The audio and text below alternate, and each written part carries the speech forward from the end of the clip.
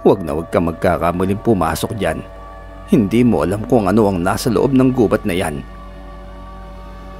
Pero hinahanap ko po ang aking kapatid. Hindi mo na siya makikita. Hayaan mo na siya. Nakakain na siya ng itim na kanin ng mga engkanto. Engkanto? Ano po bang pinagsasasabi ninyo?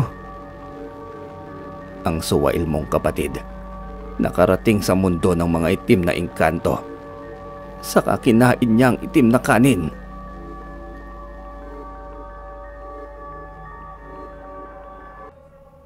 Pagkatapos ayusin ang sarili, kaagad na lumabas ng silid tulugan ng dalagitang si Heidi, bitbit ang Louis Vuitton nitong minibag na siyang inutang pa niya sa kanyang amo para may pagyabang sa araw ng kanilang batch reunion na magkaklase. Isang normal na dalagita lamang si Heidi, kasalukuyang nag-aaral sa Maynila upang makapagtapos sa kolehiyo. Magsasaka lamang ang kanyang mga magulang sa probinsya at sapat lamang ang kinikita ng mga ito upang may panggasto sa pang-araw-araw ng kanilang unika iha na si Heidi, na walang ibang inatupag kundi ang magmayabang lamang tuwing papasok. Heidi, mabuti nakapunta ka. Kumusta ka na? Salubong ni Jane, ang kanyang dating seatmate.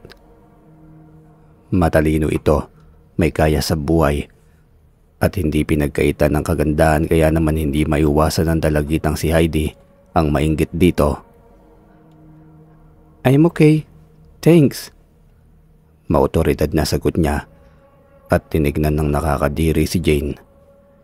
Hindi na lamang siya pinansin ng dalaga, kaya kaagad namang hinanap ni Heidi ang kanilang guro na si Professor Santos, isa sa mga veterano at poging nagtuturo sa kanilang eskwelahan noon. Ultimate crush ito ng dalaga, kaya naman tuwang-tuwa siya nang maaninag ito sa hindi kalayuan.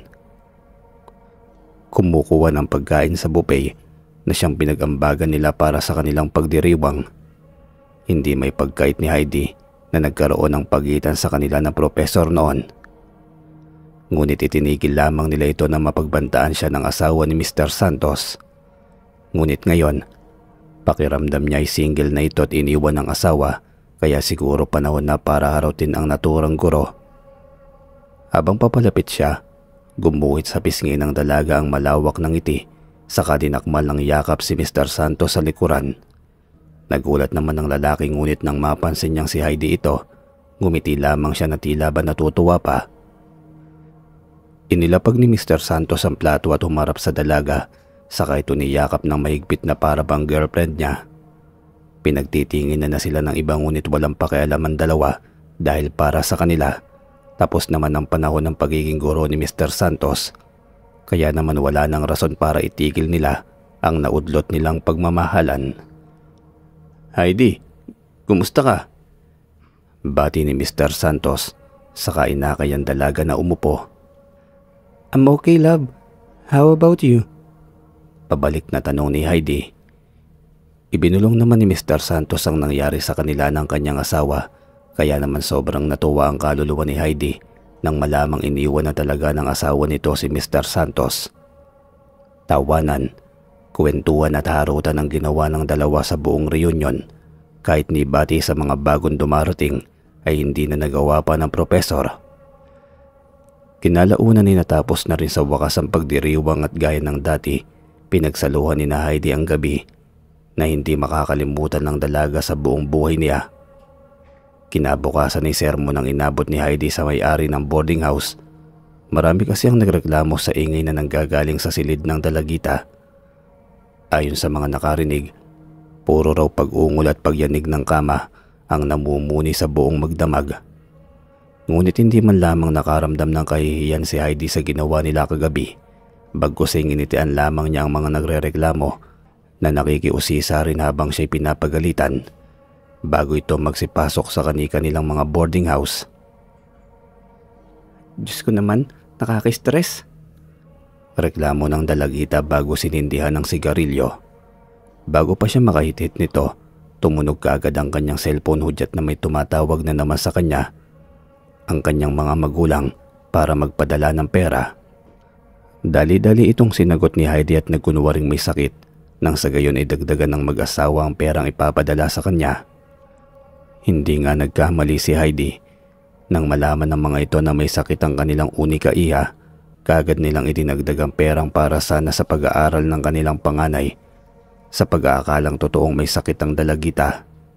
Kaya naman abot langit ang tuwa ni Heidi dahil saktong nag-text din sa kanya ang kanyang mga kaibigan na magbabar sila ngayong gabi.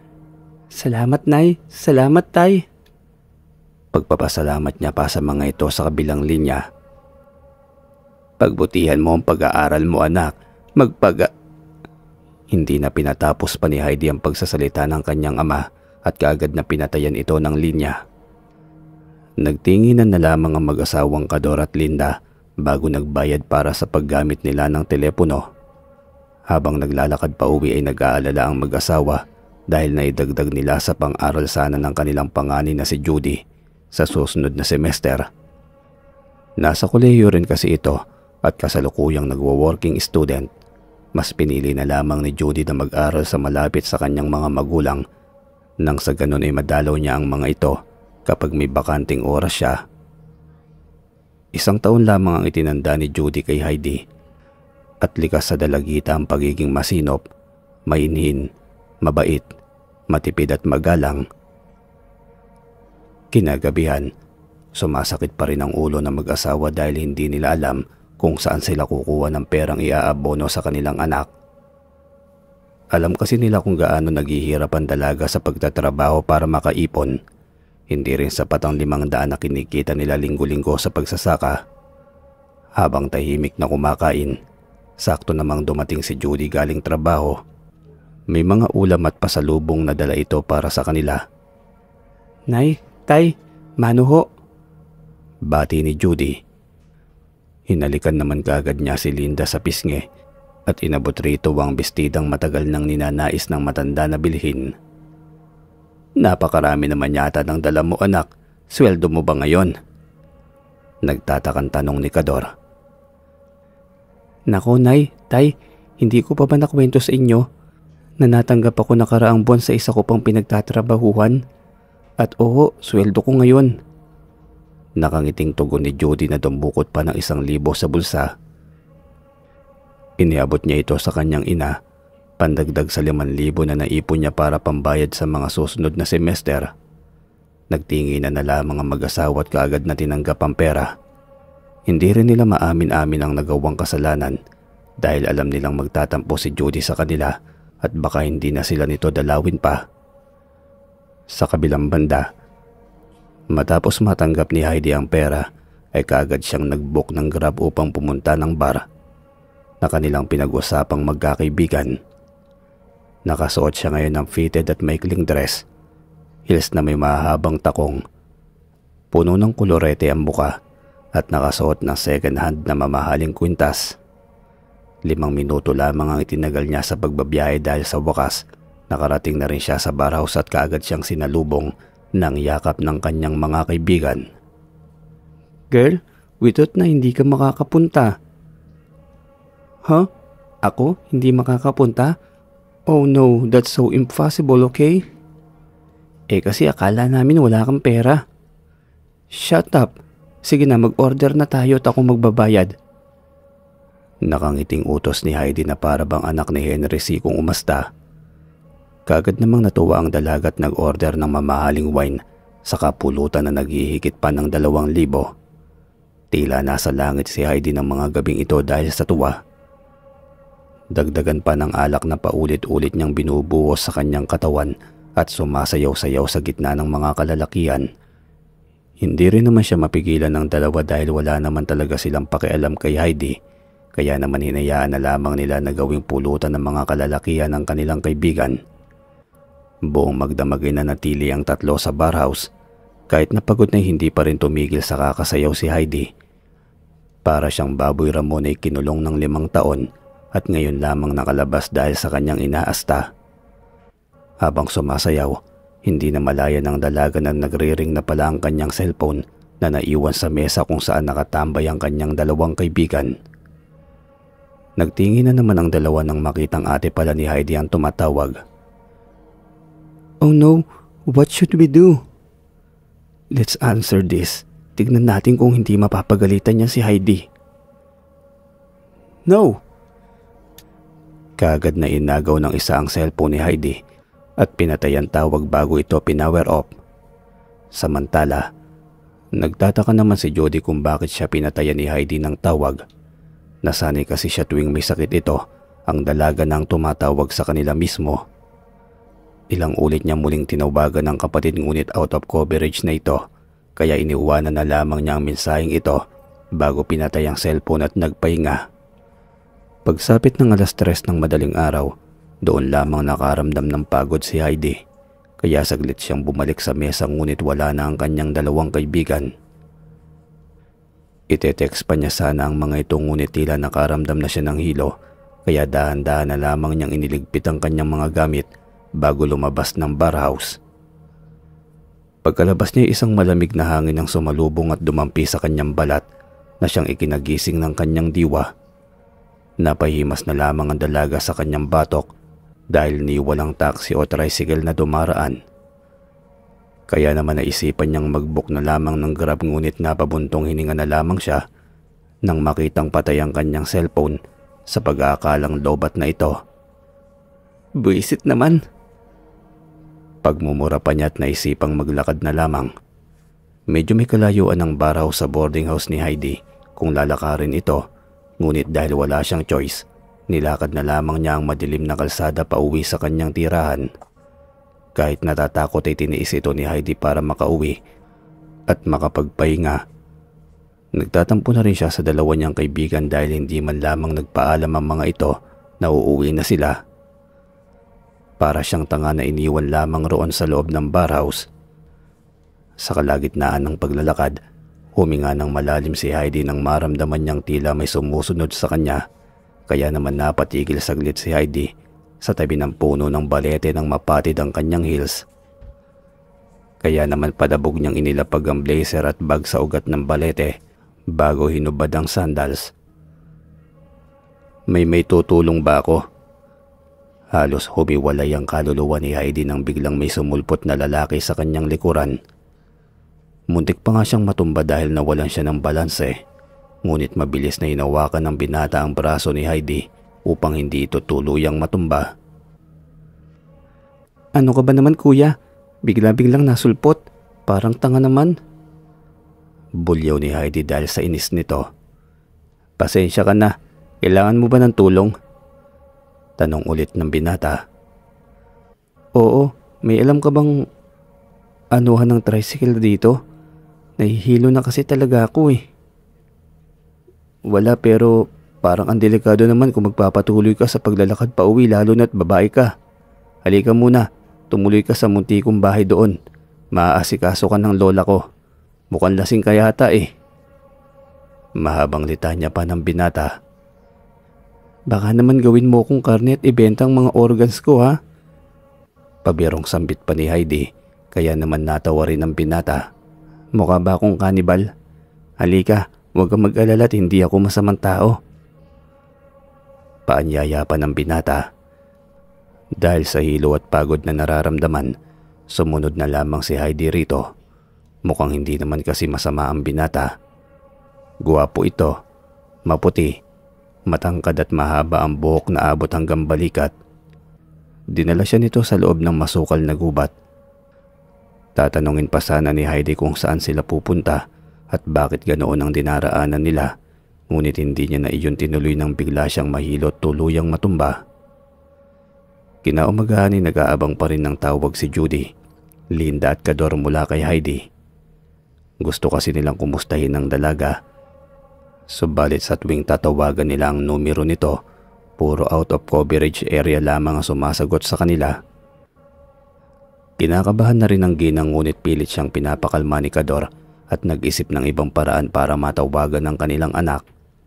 Ni hindi rin kasi nila kilala ang mga naging kaibigan ni Heidi sa Maynila kaya mahihirapan siyang kontakin ang dalaga. Lumipas ang mga araw, wala pa rin silang balita kay Heidi. Maski si Judy ay hindi rin alam ang gagawin. Hindi na rin siya makapag-focus pa sa pagtatrabaho at pag-aaral dahil sa pag-aalala niya sa nakababatang kapatid. Kaya kinahapunan, umuwi siya dala ang pinaling pera sa kanyang amo. Nais niyang puntahan sa Maynila si Heidi para i-check ito kung maayos lamang ba ang kalagayan ng dalaga. "Anak, hindi mo alam ang pasikot-sikot sa Maynila. Baka mapano ka doon?" Pag-aalala pa ni Kador. "Tay, hindi ako aabot sa ganito kung hindi ko alam ang pasikot-sikot ng Maynila." Naudlot ang pag-uusap nila nang biglang tumunog ang cellphone ni Judy. Kaagad niya itong sinagot sa pag-aakalang si Heidi ang tumatawag. Ngunit mas lalo siyang kinabahan nang magpakilala sa kabilang linya ang prinsipal ng paaralan ni Heidi. Ayon sa prinsipal, ilang araw nang hindi pumapasok ang dalaga. Sinubukang puntahan ng professor nila ang boarding house nito, ngunit ayon sa may-ari ay hindi raw umuwi ng gabing gumayak si Heidi papunta ng bar house. Sinubukan nilang tingnan ng paligid ng bar house, maski ang mga posibleng dinaanan ni Heidi pauwi kung may CCTV ba, ngunit sa kasamaang palad ay walang surveillance camera ang daanan. In-interview na rin ng mga pulis ang mga kaibigan na kasama ni Heidi, ngunit maski ang mga ito hindi rin alam kung saan nagpunta ang dalaga. "Salamat ho sa impormasyon," tanging tugon ni Judy at ibinaba na lamang ang tawag. Kinuwento naman kaagad ng dalaga sa magulang ang nalaman, kaya doon niya nakumbinsi ang dalawa na payagan siyang lumuwas ng Maynila para hanapin si Heidi. Kinabukasan, maluhaluhang umalis ng probinsya si Judy para lumuwas ng Maynila. Kahit kinakabahan ay hindi pa rin nagpatinag ang dalaga dahil alam niyang kailangan siya ngayon ng kanyang kapatid. Ilang oras lamang ang biyahe niya dahil eroplano ang kanyang sinakyan. Mabuti na lamang at may kakilala siyang flight attendant na dati niyang kaibigan, kaya naging mas madali ang pagproseso sa kanyang paglipad. Nang makarating siya sa Maynila, kaagad niyang kinontak ang mga kaibigan ni Judy. Mabuti na lamang at ibinigay ng prinsipal ang numero ng mga ito sa kanya nang sa ganun ay matulungan siya ng dalawa sa paghahanap kay Heidi. "Sige, malapit na ako sa tagpuan. Mag-iingat kayo. Nandito na kami." Kaagad ibinaba ni Judy ang tawag at bumuntong hininga. Ilang oras sa makalipas, nakarating na rin siya sa wakas kung saan naghihintay ang dalawang kaibigan ng kanyang kapatid, sina Ana at Colette. Handang tumulong ang mga ito sa paghahanap kay Heidi. "You must be Heidi's ate? I am Colette po and this is Ana. Nag-contact na rin kami sa pulis. Pinaghahanap na rin nila si Heidi." Pagsalubong ni Colette. "Ako naman si Judy. Salamat sa pagtulong nyo. Anong lugar ang una nating pupuntahan?" Tanong ni Judy. Nagtinginan lamang si Colette at Ana na tila alam kung saan ang unang lugar na kanilang pupuntahan. Una nilang pinuntahan ang bar house kung saan huling pumunta si Heidi. Ayon sa mga nakakita sa kanya, 3:00 daw ng madaling araw ay lumabas ng bar house ang dalaga. Inamin rin ng dalawang magkaibigan na sinadya nilang iwan si Heidi dahil hindi raw matinag ang dalaga sa pagsasayaw sa gitna ng mga kalalakihan. "Hindi ko inaasahan na ganito palang pinanggagawa ng kapatid ko, samantalang naghihirap ang mga magulang namin sa probinsya. Di bali na, pagtiyagaan ko na lamang siyang hanapin. Salamat sa inyo." Mahabang wika ni Judy at napabuntong hininga. Buong maghapon naganap at nanatili sa kalsada ang tatlo. Kahit pagod na, ay hindi pa rin tumigil si Judy sa paghahanap sa kanyang kapatid. Pahinga kaunti at lakad ulit ang ginagawa, mahanap lamang si Heidi. Sa kalagitnaan ng pagtatanong, isang matanda ang lumapit kay Judy at naghingi ng makakain. Hindi naman tinanggihan ito ni Judy at inabutan ng tinapay sa kabinila ng maiinom ang matanda. Laking pasasalamat nito sa dalaga, ngunit bago siya umalis ay hinawakan niya ang braso ni Judy at tila bumulong ng isang latin sa hangin na siyang naglagay kay Judy sa pagtataka. Sa kabilang banda, tuwang-tuwa naman si Heidi dahil puno ng ginto ang loob ng kwarto na pinaglalagyan sa kanya ng lalaking nagpakilalang si Mark. Dumukot pa nga siya ng alahas sa mga nakadisplay at hindi nagdalawang isip na ilagay ito sa kanyang bag. Anong ginagawa mo?" Napatigil sa pagkuha ng alahas si Heidi nang marinig niya ang boses ni Mark sa kanyang likuran. Um, wala. Ano? Um, magmamaganda. Nauutal niyang sagot at itinuro ang mga alas na kukunin sana niya at isisilid sa bag. Halika, kumain na tayo. Si Lola ang nagluto. Pag-aaya pa ni Mark bago umalis. Napakunot ang noo ni Heidi dahil hindi niya man lamang nakita sa poging mukha ni Mark ang pagdududa sa kanyang ginagawa. Kaya naman hindi na ni Heidi pinalampas ito at kaagad na isinilid ang ginto sa kanyang bag bago lumabas ng kwarto. Sa pagkainan, halos bumaligtad ang sikmura ng dalaga dahil sa kaning sinandok sa kanya ni Mark. Maitim kasi ito at malapot kung tignan. Sinubukan pa niya itong amuyin, ngunit napalo lamang siya sa kamay ng matanda dahil sa kultura raw nila, bawal amuyin ang pagkain sapagkat ito'y nagpapakita ng walang paggalang sa grasya. Naghingi naman kaagad ng pasensya si Heidi at hindi nagdalawang isip na isubo ang pagkain. Tuwang-tuwa ang dalaga dahil ngayon lamang siya nakatikim ng ganitong pagkain sa pag-aakalang imported ito at galing pa sa ibang bansa. Masarap talaga yan. Tignan mo, hindi ka na muli pang makakaramdam ng kalungkutan pagkatapos mong ubusin yan. Wika ni Mark. Ito talaga ang hilig magbiro. Wala naman sigurong ganun, di ba? Like hindi na makakaramdam ng kalungkutan? Sus, pahingi pa nga ako. Wika ni Heidi at nagsandok pa ng ulam. Napangisi naman si Mark saka tumingin sa matanda. Ganoon rin ang reaksyon nito habang tinitignan na kumakain ng itim na kanin si Heidi. Samantala, magagabi na lamang hindi pa rin tumitigil sa paghahanap si Judy. Kahit na kinukumbinsi na siya ng dalawa na ipagpabukas na lamang, hindi pa rin sumang-ayon ang dalaga.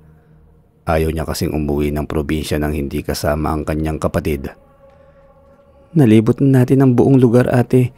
Hindi pa rin natin nahahanap si Heidi. Ipagpabukas na lamang ho natin. Saka kumikilos na rin po ang mga pulis, hindi ba? Wika ni Ana.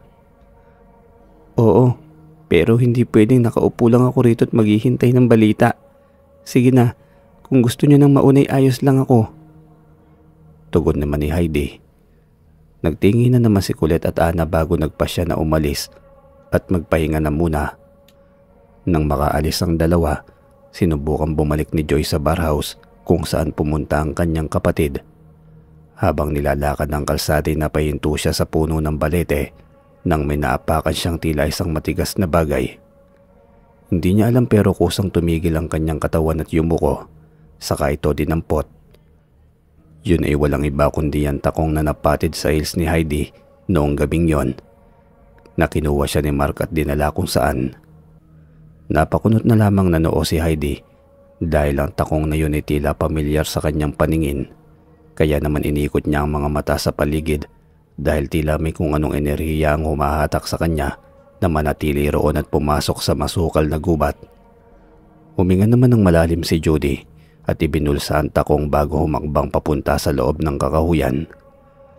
Aakmang bababa na sana siya roon nang biglang may humawak sa kanyang braso at hinatak siya ng malakas pabalik sa kanyang pwesto kanina.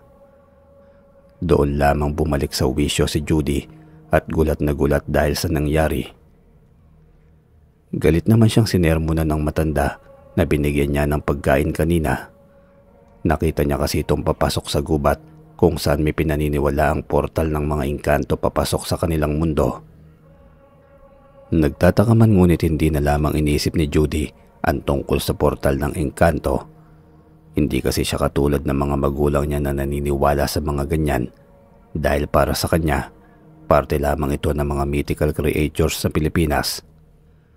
Umalis ka na riyan, hindi mo na siya makukuha.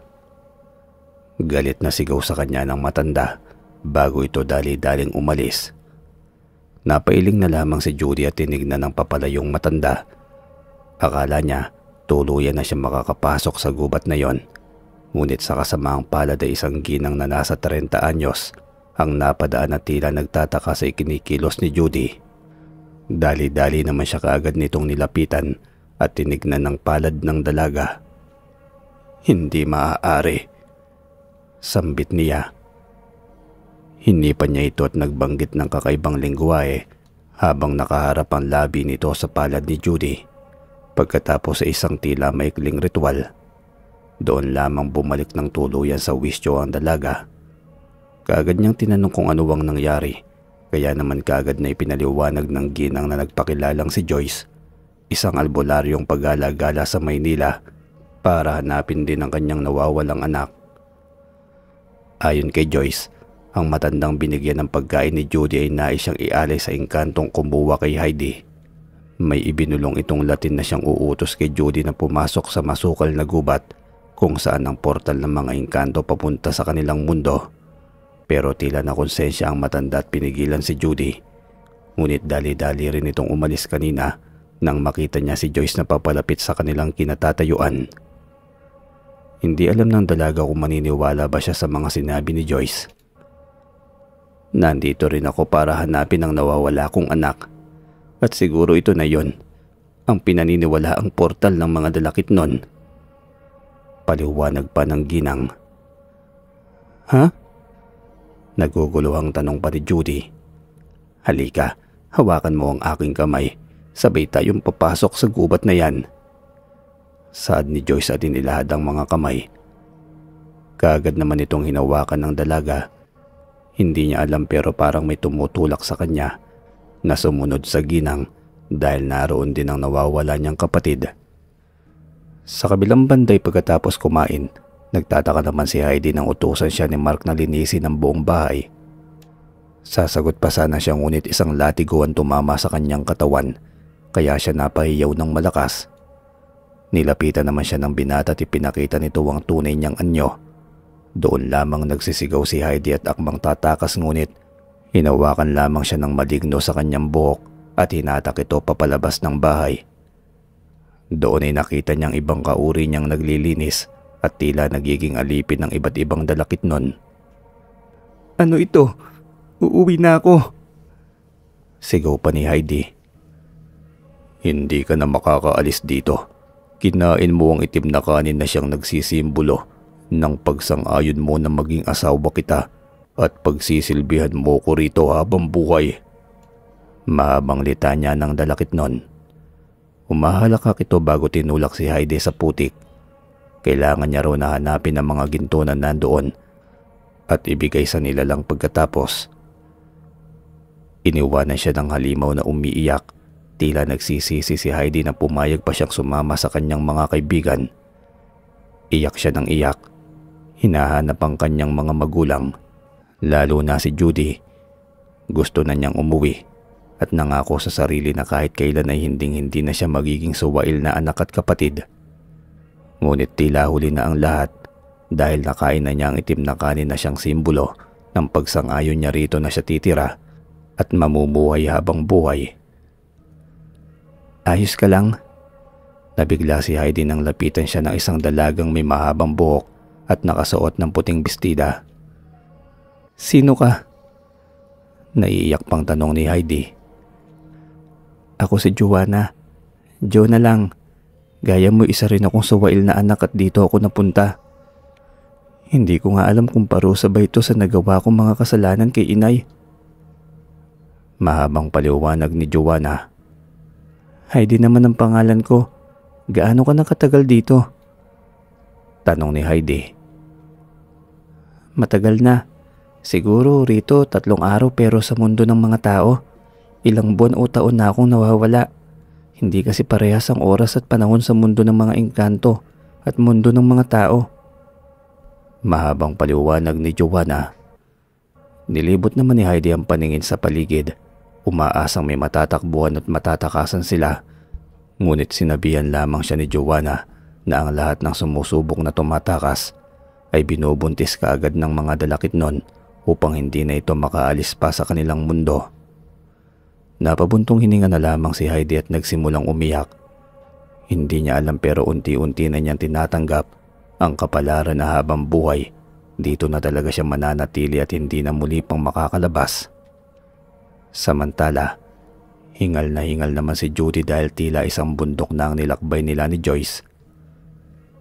Ngunit hindi siya pinapatigil ng ginang upang makapagpahinga man lamang sana dahil ayon rito ay malapit na raw sila sa puting engkanto na siyang hihingian nila ng tulong. Walang nagawa si Judy kundi tiisin ang pagod hanggang sa makapasok sila sa isang lugar na napakaganda. Puno ng ginto, paro-paro at naglalaki ang palasyo. Tila nawala ang lahat ng pagod ng dalawa at napalitan ng kasiyahan. Yung bang parang wala silang problemang iniinda. Sinabihan na lamang siya ni Joyce na ito na raw ang isa sa mga epekto kapag nakapasok ka sa mundo ng mga puting engkanto. Wala ka raw talagang mararamdaman na kahit na anong sakit at lungkot, kundi puro kasiyahan lamang. Naglakad lamang sila ng kaunti hanggang sa makapasok sila sa isa sa mga naglalakihang palasyo. Roon matatagpuan ang isang diyosa na siyang may kakayahang magpatumba ng isang itim na engkanto gamit ang kapangyarihan nito. Nagtanong naman si Judy kung paano sila makakahingi ng tulong, ngunit pinatahimik lamang siya ng ginang dahil ito na ang bahalang kumausap sa naturang diyosa. Yumuko ng kaunti si Joyce, simbolo ng pagbibigay pugay o galang sa diyosa ng mga engkanto. Ano may paglilingkod ko sa inyo mga tao? Tila malaanghel na tanong ng diyosa. Alam kong nasaktan ka ng kapatid ko, pero sana kahit ngayon man lamang ay tulungan mo kami na mabawi ang aming anak at kapatid sa mga dalakit nun. Pangako, ito na ang huli nating pagkikita. Wika pa ni Joyce. Naiintindihan kita. Matagal na rin naman akong nakaalis sa sakit na siyang idinulot ng kapatid mo nang naligaw ako sa mundo ninyo. Ngunit ang tungkol sa mga dalakit nun, hindi ko masisigurado sa iyong mababawi ninyo ang inyong kapatid at anak, lalo na't kinain nilang itim na kanin na siyang humaharang ng portal na kanilang daraanan pabalik sa mundo ninyo. Mahabang paliwanag ng diyosa. Nagmamakaawa ako kahit ngayon lang. Ikaw lang ang may kapangyarihan na mabawi sila sa kamay ng mga dalakit nun. Maawa ka. Mangiyak-ngiyak na wika ni Joyce. Bumuntong hininga naman ang diyosa at dahan-dahang tumayo sa kanyang trono bago lumipad patungo sa dalawa. Itinaas nito ang kanyang dalawang palad at umiilaw naman ito hanggang sa unti-unting bumuo ang dalawang kwintas. Binigay ng diyosa ang dalawang kwintas sa dalawa. Proteksyon raw ito para hindi sila mahawakan o makuha ng dalakit nun. Maaari silang makiusap sa mga ito, ngunit kapag hindi sila pinagbigyan, hindi na alam ng diyosa kung ano pa ang kanyang magagawa. Nasa usapan na rin ng mga itim at puting engkanto na wala ng pakialaman ng magaganap sa dalawang panig. Walang nagawa si Joyce kundi ang umalis na sa mundo ng mga puting engkanto kasama si Judy. Suot-suot ang kwintas. Tinungo nila ng buong tapang ang mundo ng mga itim na engkanto. Wala na silang pakialam kung mapapahamak man sila. Ang importante ay maibalik nila ang kanilang anak at kapatid sa mundo nila. Nang makarating, hinarangan sila ng tagabantay at tinanong kung ano ang kailangan nilang mga tao. Ngunit hindi sumagot si Joyce at hinayaang makita ng nilalang ang suot nilang kwintas. Mabuti na lamang at naintindihan kaagad sila ng maligno, kaya naman pinapasok sila nito ng walang pag-aalinlangan. Dali-daling tinungo ni na Joyce ang lugar kung saan pinagtatrabaho ang mga babaeng kanilang nakukuha sa mundo ng mga tao. Nagtaka naman si Judy kung bakit alam ng ginang ang mga pasikot-sikot rito, ngunit hindi na siya nagtanong pa nang sabihin ni Joyce na malapit na nilang makita ang dalawa. Nang makarating sa pinagtatrabahuhan ng mga dalagang nakuha, kaagad na nakita ni Judy si Heidi at tila may hinahanap ito sa putikan. Akmang lalapitan niya sana ito ngunit pinigilan siya ni Joyce. Kailangan pa nilang makausap ang mga dalakit nun na kumuha sa dalawa. Maya-maya pa, nagpakita ang dalawang pangit na halimaw at galit na tinanong kung ano ang ginagawa nila sa mundo ng mga itim na engkanto. Si Joyce naman ang sumagot rito, gamit ang hindi maintindihan na lingwahe. Habang nakikinig ay napalingon naman si Judy kay Heidi. Pansin niyang hindi sila nito nakikita, kaya naman palihim niyang nilapitan ng kapatid at hinawakan sa braso. Doon lamang nabasag ang isa pang portal at lahat ng mga dalagay nagsigawan dahil sa ingay na kanilang naririnig. Dali-dali namang hinatak ni Judy si Heidi at sabay silang tumakbo papalayo sa kaguluhan. Nagalit naman ang dalawang maligno at ang mga hawakan na si Joyce nang bigla silang mapaatras dahil sa suot na kwintas ng ginang. Umatras naman kaunti si Joyce at nilapitan si Joanna, walang iba kundi ang kanyang anak. Ma! Ma! Umiiyak na sigaw ni Joanna. Halika na, suotin mo ito. Kaagad na hinubad ni Joyce ang kwintas at pinasuot kay Joanna. Sabay silang tumakbo papalayo sa kaguluhan habang nasa unahan naman nila ang magkapatid. Ngunit nang makarating sa labasan, napahinto sila sa pagtakbo nang harangan sila ng mga dalakitnon na nagbabantay roon. Dali-dali namang sinugod ni Joyce ang maligno at pinatakbo na ang tatlo. Ngunit sa kasamaang palad, mabilis lamang nadurog ng halimaw ang katawan ni Joyce na siyang ikinagulat ng tatlo. Lalapitan pa sana ni Joanna ang walang buhay na katawan ng ina, ngunit mabilis siyang hinatak ni Judy at kaagad silang tumakbo papalayo sa mundo ng itim na engkanto. Takbo lamang sila ng takbo habang nagdarasal na sana'y makaabot sila sa portal. Ilang dalakitnon na kasi ang humahabol sa kanila at doble ang bilis ng mga ito laban sa kanila. Kaya habang tumatakbo hinubad ni Judy ang kwintas na binigay sa kanya ng Diyosa at ipinasuot ito sa kapatid saka tumigil sa pagtakbo. Sumigaw si Heidi at tinawag ang pangalan ng kanyang ate. Sige na, ako nang bahala rito. Mahal na mahal ko kayo, Heidi. Pakisabi kila nanay at tatay. Ikaw na lang ang tumupad ng pangarap ko, ha? Mahal ka ng ate. Umiiyak na wika ni Judy. Walang nagawa si Heidi nang makita niyang unti-unting nabutas ang dibdib ng kanyang ate gamit ang kamay na matatalim na kuko ng mga maligno. Hinatak naman siya ni Joanna at sabay silang lumabas sa portal. Unti-unting iminulat ni Heidi ang mga mata at isang sikat ng araw ang bumungad sa kanya. Dali-dali naman siyang tumayo at inilibot ang paningin. Nakabalik na sila sa mundo ng mga tao. Jo, gising Jo. Paggising ni Heidi, dali-dali naman bumangon ang dalaga nang marinig ang boses ni Heidi. Nasaan tayo? Si Mama. Sunod-sunod na tanong nito. Napayuko naman si Heidi at nagsimulang umiyak ng umiyak. Sinisisi ang kanyang sarili kung bakit namatay ang kanyang kapatid nang dahil lamang sa pagligtas sa kanya. Maya-maya pa, nagsidatingan naman ng mga pulis at kaagad silang ni-rescue. Pagkarating sa presinto'y kahit anong pilit nilang interbyuhin ang dalawang dalagita, hindi sumasagot ang mga ito na tila babaliw na at puro itim na engkanto lamang ang lumalabas sa kanilang mga bunganga. Makalipas ang ilang araw, wala nang dugo ang mga ito. Maputla at tila binabad sa suka dahil sa kaputian. Nakatingin lamang sa telebisyon si Heidi nang makita ang bangkay ng kanyang ate. Umiiyak siya at paulit-ulit na sinasambit ang mga katagang, "Sorry ate." Hanggang dito na lamang po ang kwento. Maraming salamat po sa inyong lahat.